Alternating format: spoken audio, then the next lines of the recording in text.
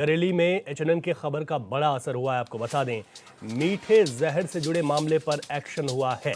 SDM food inspector ने मिठाई factory पर छापा मारा। 2 अवैध मिठाई फैक्ट्रियों पर छापेमारी की गई। एक मिठाई फैक्ट्री को सील कर दिया गया है। तो वहीं मिलावटी मिठाई बनाने की मिली शिकायत पर यह छापेमारी हुई। भोजीपुरा क्षेत्र का ये पूरा मामला है। एचएनएन ने इस खबर को प्रमुखता से दिखाया था। मीठा जहर नाम से हमने ये खबर चलाई थी और उसके बाद अब ये कार्रवाई हुई है। प्रशासन और जिम्मेदार लोग जागे हैं, जिन्होंने 2 जगह पर ये छापेमारी की और पूरी तरीके से अनियमितताएं यहाँ पर पाई गई हैं। तो ये तस्वीरें देखिए आप, जहाँ पर अनियमितता पाई गई और एचएनएन ने इस खबर को प्रमुखता से दिखाया था कि यहाँ पर किस तरीके से लोगों को मीठा जहर दिया जा रहा है और इसी पर यह बड़ा एक्शन हुआ है। एसडीएम और फूड इंस्पेक्टर ने फैक्ट्री पर छापा मारा। 2 जगह पर यह छापेमारी हुई। अधिक जानकारी लेते हैं, हमारे संवाददाता दीपक कुमार हमारे साथ हैं। दीपक, जिस तरीके से आपने इस खबर को दिखाया और हमने प्रमुखता से बताया कि किस तरीके से यहाँ पर जो मीठा जहर है वो परोसा जा रहा है, उस बात के बाद जो ये कार्रवाई हुई है, इस कार्रवाई को लेकर क्या अपडेट है, क्या यहाँ पर अधिकारियों का कहना है? देखिए रवि जी, मैं आपको बताऊं, एचएनएन न्यूज ने एक खबर को प्रसारित किया। बरेली में एक बड़ी तादाद में मीठा जहर बेचा जा रहा था, जिसको एचएनएन न्यूज ने बड़ी ही प्रमुखता से दिखाया, जिस पर सर अधिकारियों ने संज्ञान लिया। अधिकारी को मेरे पास फोन आया कि आपने खबर दिखाई, क्या मामला है। मैंने उनको पूरा बताया। तो एसडीएम सदर खुद वहां मौके पर पहुंचे और उन्होंने कार्रवाई की और उन्होंने ये माना भी कि ये वास्तव में ये मीठा जहर है। क्योंकि जब मौके पे मैं भी वहां पहुंचा, एचएनएन की टीम वहां पहुंची, तो मिठाइयों में सूड़ियां पड़ी हुई थी कुछ जगह, और बहुत गंदी मिठाई थी। कुछ जगह मिठाई में बहुत ही गंदी बदबू आ रही थी और कुछ मिठाई को ये हो रहा था कि जो खराब हो चुकी थी पुरानी, जिनमें फफूंदी आ गई थी, उन मिठाई को दोबारा बनाया जा रहा था। और एसडीएम साहब खुद बोले कि ये वास्तव में आपने एक बड़ा पर्दाफाश किया है। एचएनएन टीम ने बड़ा पर्दाफाश किया है कि इस तरीके की मिठाई बन रही है, ये वास्तव में जहर है। वहीं फिर हम लोगों ने उनको बताया कि सर एक नहीं है एसडीएम साहब, ऐसे कई और कारखाने। तो तत्काल उन्होंने दूसरी जगह पर छापा मारा, तो वहां पर भी ऐसा ही पाया गया। रवि, बिल्कुल दीपक, और हम इसी तरीके से जगाने का काम करते भी रहेंगे। बहुत शुक्रिया आपका तमाम जानकारी के लिए।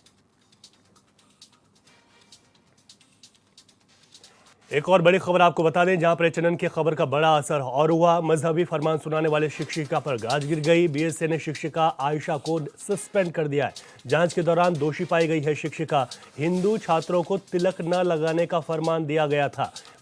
भनेड़ा के उच्च माध्यमिक विद्यालय का यह पूरा मामला है। एचएनएन ने इस खबर को प्रमुखता से दिखाया, बताया था किस तरीके से ये तुगलकी फरमान जारी कर दिया गया कि जो हिंदू के जो छात्र हैं, हिंदू समाज से आते हैं, उन लोगों को तिलक लगाकर स्कूल में नहीं आने का फरमान जारी किया गया था। तो भनेड़ा के उच्च माध्यमिक विद्यालय में जो शिक्षिका है, उनकी ओर से फरमान जारी किया गया। बच्चों से कहा गया कि आप तिलक नहीं लगा सकते हैं। और उसके बाद यहाँ पर जब खबर को प्रमुखता से दिखाया गया तो शिक्षिका पर गाज गिरी और यहाँ पर शिक्षिका आयशा को बीएसए ने सस्पेंड कर दिया।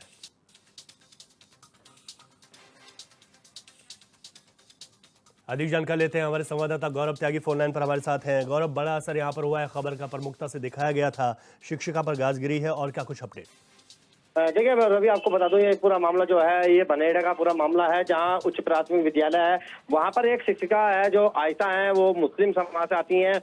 जहां एक हिंदू बच्चा तिलक लगाकर आया था, उस पर एक फरमान जारी कर दिया गया था, जहां तिलक लगाने को लेकर यहाँ पर जो बच्चा है उसको मना कर देता, उसी को लेकर जहां अभिभावकों ने उसकी शिकायत बीएसए और एबीएसए से की थी। जहां इस खबर को प्रमुखता से एचएनएन की चैनल ने प्रमुखता से यहाँ पर दिखाया था। उसी मामले को लेकर जहां बीएसए ने जो आयशा है उसको निलंबित कर दिया गया है, जहां इसकी जांच एबीएसए द्वारा दी गई थी, तो उसमें सही पाया गया था। इस बात को लेकर जहां हिंदू समाज के लोगों में भी भारी रोष यहाँ पर देखने को मिला है। जहां एक शिक्षा का जहां शिक्षा दिलाई जाती है, वहां पर इस तरह से भेदभाव यहाँ पर बच्चों के साथ किया गया था। जी बिल्कुल ठीक है आपने, शिक्षा के मंदिर में ऐसा भेदभाव बिल्कुल भी बर्दाश्त नहीं। और जब खबर को प्रमुखता से दिखाया तो उसके बाद कार्रवाई भी हुई है, ये अच्छी बात है। बहुत शुक्रिया गौरव, तमाम जानकारी के लिए आपका। चले आगे बढ़ेंगे। मुख्यमंत्री योगी आदित्यनाथ ने श्री कृष्ण जन्माष्टमी के शुभ अवसर पर मथुरा में लीलाधारी भगवान श्री कृष्ण के मंदिर में पूजा अर्चना की है। साथ ही प्रदेश की जनता को श्री कृष्ण जन्माष्टमी की शुभकामनाएं दी हैं। भक्तों को संबोधित करते हुए सीएम योगी ने कहा कि मैं सभी भक्तों को कृष्ण जन्माष्टमी की शुभकामनाएं देता हूं। सीएम ने कहा कि भगवान श्री कृष्ण से प्रार्थना करता हूं कि वह हमारे राज्य को अपना आशीर्वाद दे, जिससे हम उनकी धर्म, सत्य, न्याय की शिक्षा का पालन करें और राज्य के कल्याण के लिए काम करें।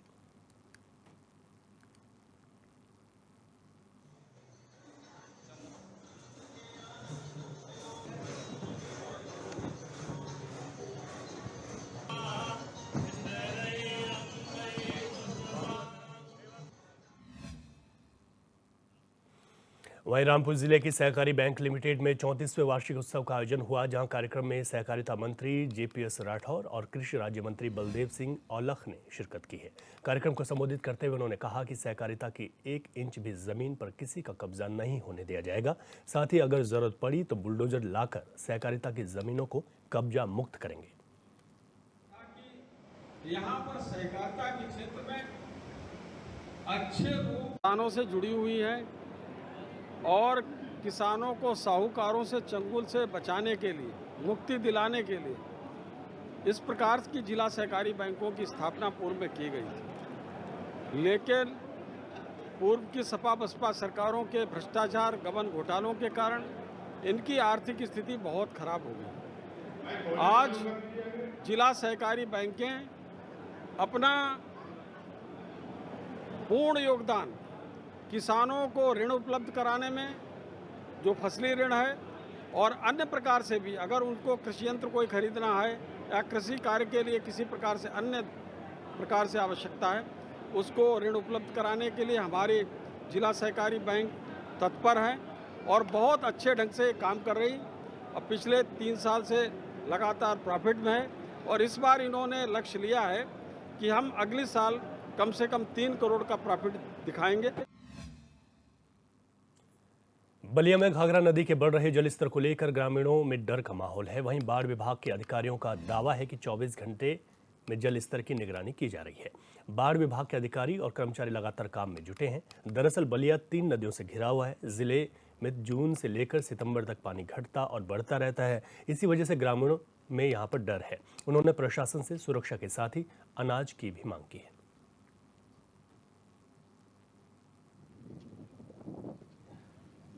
अभी तो पानी बढ़ाव में है। देखा गया कि आसपास के गांव में भी क्या स्थिति है? हाँ, कुछ घर अगल बगल में सब डूबा हुआ है। लगभग कितने घरों में पानी आ चुके हैं? लमसम 50 घर। हाँ, 50 घर हो गए। हाँ, स्थिति क्या है? बढ़ाव पे है कि अभी तो घटाव? बढ़ाव पर है। अगर यही हाल रहा तो क्या स्थिति हो सकती है? अभी पे आ जाएंगे। हाँ, अब इससे अधिक आएगा तो और परेशानी होगा। ये प्रत्येक वर्ष अपना परिचय दे दें। मैं राकेश रोशन जुमे में हूँ।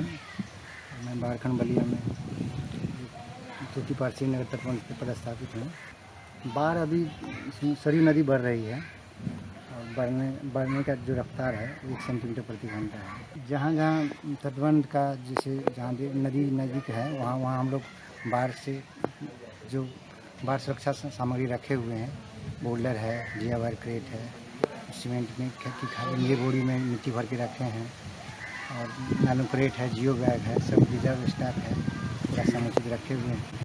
बाढ़ की स्थिति तो प्रत्येक दिन पानी बढ़ रहा है, रातों दिन पानी बढ़ रहा है। अभी और डेंजर रूप पकड़ने की स्थिति में है, इसलिए कि पश्चिम से भी पानी बढ़ रहा है। घर लगभग 50-60 घर तो डूब गया है। आगे कल तक पानी बढ़ा तो और यहाँ भी पानी आ सकता है, दरवाजे पे भी पानी आ सकता है। आसपास के लगभग हमारे न्याय पंचायत में 5 ग्राम सभा में कुछ पूर्वा है, कुछ ग्राम सभा है, चारों तरफ 5 ग्राम सभा। हमारे गांव में तो बहुत खराब स्थिति चल रहा है। पानी बहुत रफ्तार से बढ़ रही है। आने जाने का परेशानी है। एक बार राशन मिला है परसों में, दूसरा सुविधा तो कोई अभी दे नहीं रहा है। कब से इस गांव में पानी घुसा है? पानी तो 4 दिन हो गया घुसा। 4 दिन पानी हो गया घुसा। कितने घर डूबे?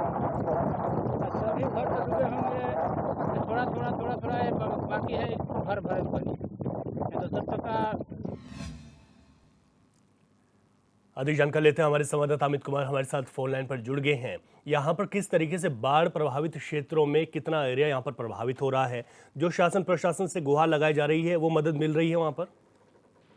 जी, प्रशासन तो दावा कर रहा है कि हर तरह की सुविधा दी जा रही है और जो एरिया है बाढ़ क्षेत्र वहाँ पे सब लोग सुरक्षित हैं। ऐसा कोई बंधा नहीं है जिसपे सबकी निगरानी नहीं है प्रशासन की। यहाँ पर स्थिति किस तरीके की बनी हुई है? अगर हम बात करें तो जो घाघरा नदी का जलस्तर बढ़ा हुआ है, अभी क्या वो कंट्रोल में आ पाया है? और जो मौके पर स्थिति है, लोगों की जो चिंता है वो कितनी बढ़ जाती है उसको देखते हुए? जी, पानी तो काफी बढ़ रहा है धीरे धीरे।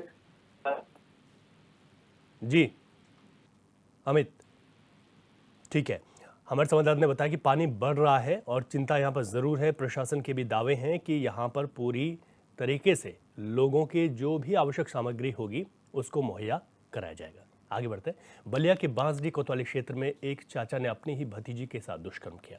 आरोपी चाचा ने रात के अंधेरे में 16 साल की नाबालिग के साथ दुष्कर्म किया। मौके पर पहुंचे एसपी विक्रांत वीर ने घटनास्थल का निरीक्षण किया। वहीं आरोपी की पत्नी की तहरीर पर पुलिस ने आरोपी को गिरफ्तार कर जेल भेज दिया है।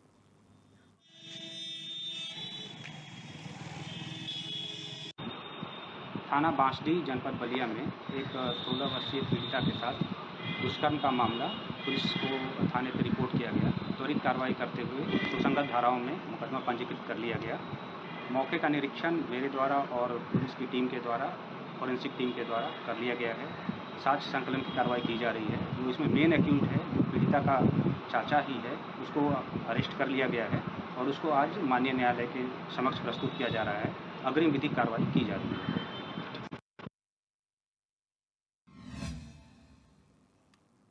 देवरिया के सदर कोतवाली क्षेत्र के रामनाथ देवरिया में पुलिस को सफलता हाथ मिली, जहां पुलिस ने 7 साल की बच्ची से दुष्कर्म करने की कोशिश करने वाले युवक को मुठभेड़ के दौरान दोबारा गिरफ्तार कर लिया। बता दें कि युवक पहले भी पुलिस कस्टडी से फरार हो गया था। पुलिस ने एसओजी की मदद से आरोपी को सोनू घाट से गिरफ्तार किया है।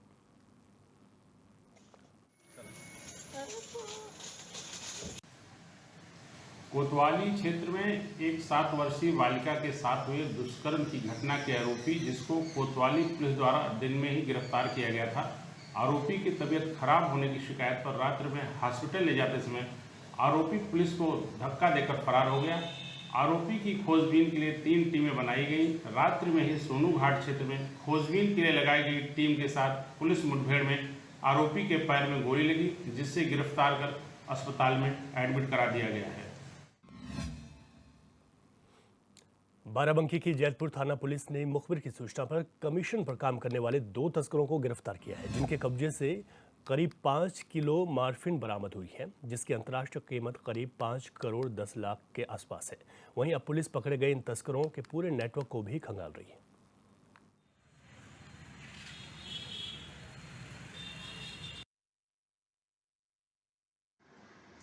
थाना जैतपुर पुलिस के द्वारा 2 अभियुक्तों रामू वर्मा और चंद्रभान को गिरफ्तार करके 5 करोड़ रुपए से अधिक कीमत की 5 किलो से अधिक की मार्फिन की बरामदगी की गई है।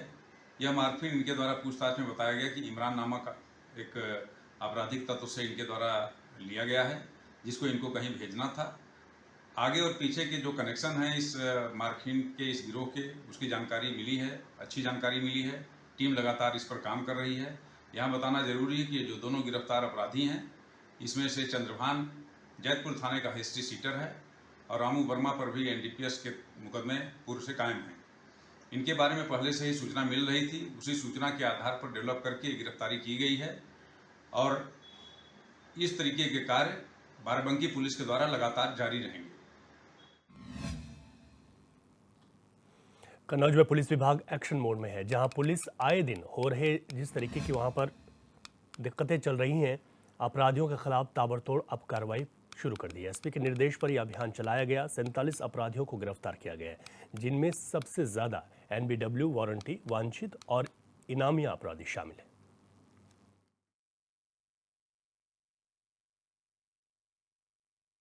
जनपद कन्नौज में अपराध एवं अपराधियों के विरुद्ध चलाए जा रहे अभियान में श्रीमान पुलिस अधीक्षक महोदय के निर्देशन में कुल 47 वारंटियों को गिरफ्तार किया गया है, जिसमें सबसे अधिक थाना तिरवा से 13 वारंटी गिरफ्तार किए गए हैं। इनको न्यायालय में पेश किया गया है।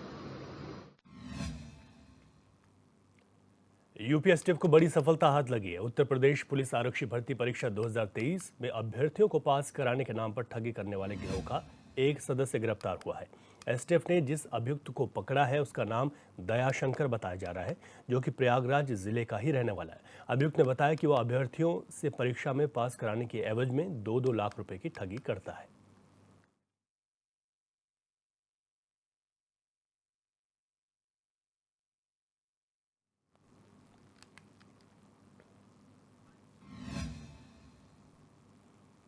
लखनऊ के सैरपुर थाना क्षेत्र में पुलिस को बड़ी सफलता हाथ लगी, जहां पुलिस ने युवती का अपहरण कर छेड़छाड़ करने वाले आरोपी को गिरफ्तार किया है।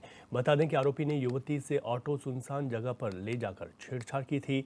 युवती के पिता की तहरीर पर पुलिस ने मामला दर्ज कर आरोपी को गिरफ्तार कर लिया और उसका ऑटो भी जब्त कर लिया है।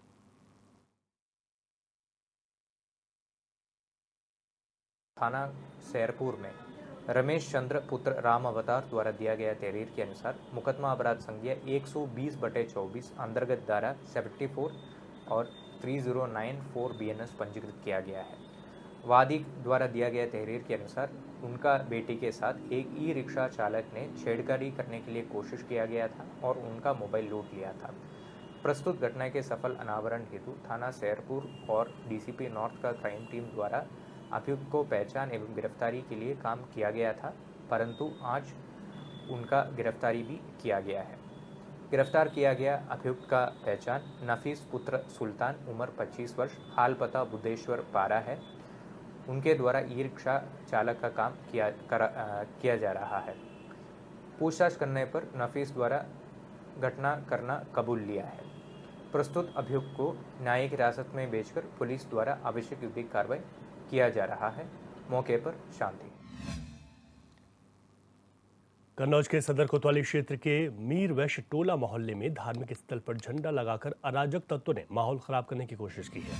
रात के अंधेरे में युवक ने इनाम चौक पर भगवा झंडा लगा दिया, जिसका सीसीटीवी वीडियो भी सामने आ गया है। जैसे ही सुबह लोगों ने इमाम चौक पर लगा झंडा देखा तो आक्रोश फैल गया। वहीं हंगामे की सूचना मिलते ही पहुंची पुलिस फोर्स और कोतवाल ने आरोपी के खिलाफ कार्रवाई का आश्वासन देकर लोगों को शांत कराया।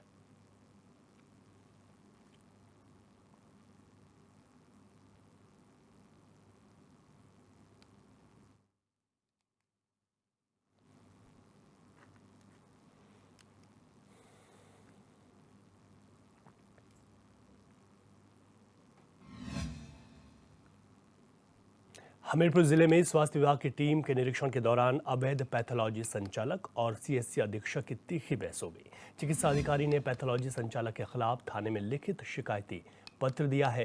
चिकित्सा अधिकारी का कहना है कि पैथोलॉजी सेंटर के संचालक को विभाग ने एक नोटिस जारी किया था, जिसमें 3 दिन के अंदर पैथोलॉजी के वैध अभिलेख प्रस्तुत करने की बात कही गई थी, लेकिन संचालक डॉक्टर और स्वास्थ्य कर्मी के साथ अभद्रता करने लगा। नहीं, हम नहीं करेंगे। परेशानी हमें तो हम सिस्टमेटिक तरीके से चाहे। मुस्कुरा के अंतर्गत आज मुस्कुरा कस्बे में बाजार लगता है, जिसमें कि इनकी दुकान पर सत्या पैथोलॉजी है, जहाँ पे एक नरेंद्र कुशवाहा करके एक एमटी है, जो कि वहाँ पे मरीजों की खून की जांच करते हुए पाए गए। इनके पास किसी भी प्रकार कोई रजिस्ट्रेशन नहीं था। जैसा कि इनको बताया गया कि आपने रजिस्ट्रेशन वगैरह सब दिखाइए, तो इन्होंने रजिस्ट्रेशन दिखाने से मना कर दिया और साथ में ही जो नोटिस इनको लिए दिया गया था वो नोटिस लेने से मना कर दिया। तो इन पे जो है अग्रिम कार्रवाई सीओ साहब को इन्फॉर्म करते हुए अग्रिम कार्रवाई के लिए। स्वास्थ्य विभाग किस तरह का एक्शन लेगा इनके खिलाफ? इनके पास रजिस्ट्रेशन नहीं है, तो इनसे पहले रजिस्ट्रेशन कराने के लिए कहा जाएगा कि आप बिना रजिस्ट्रेशन के अपना नहीं चलाएं। अगर वैध रजिस्ट्रेशन नहीं पाया जाता है तो इनकी जो दुकान को सील करने का जो प्राविधान है वो किया जाएगा। और अगर आगे फिर उनके पहले उनका जो उनके साथ में 24 घंटे रात में रहता है दायां हाथ अशोक कुमार विश्वकर्मा करके, वो आया था और वो कह रहा था कोई नोटिस रिसीव करने के लिए, लेकिन नोटिस उसके पास था नहीं। तो मैंने उससे ये कहा कि आप नोटिस सिस्टमेटिक तरीके से डाक के द्वारा भेजिए और मैं रिसीव करूँगा। किस तरह का नोटिस था वो कोई स्वास्थ्य से संबंधित, मेरी लैब से संबंधित था। मुझे जानकारी नहीं, चूँकि मैंने पढ़ा नहीं अभी किस तरह का था। जब मैंने उनको ये कहा तो वो नाराज़ हो गया। उसने अधीक्षक जी को बुला लिया और मतलब तमाम तरह की धमकियाँ देने लगा कि मैं देख लूँगा, ये तुम काहे खोले हो। तो मैंने उनसे कहा कि भाई मैंने पढ़ा लिखा है, पढ़ने लिखने के बाद आदमी क्या करेगा, अपनी डिग्री डिप्लोमा का सदुपयोग करेगा।